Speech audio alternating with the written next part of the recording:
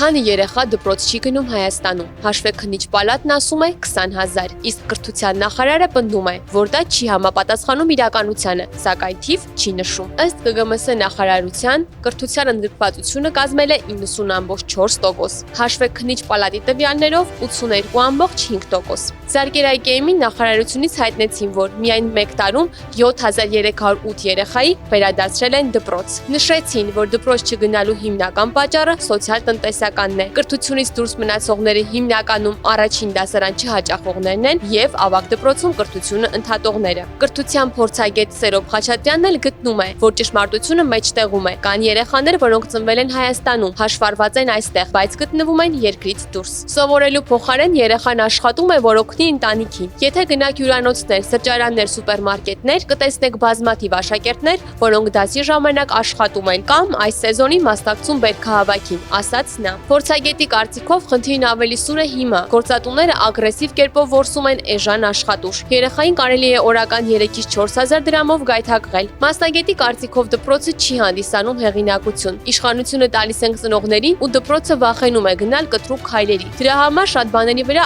աչք են փակում ու հանձնվում։ Նշենք, որ կառավարությունը խոստացել է մինչև 2030 թվականը ապահովել պարտադիր կրթության 99%-անոց ընդգրկվածություն։